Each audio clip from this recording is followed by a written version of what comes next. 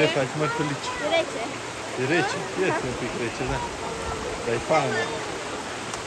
Nu?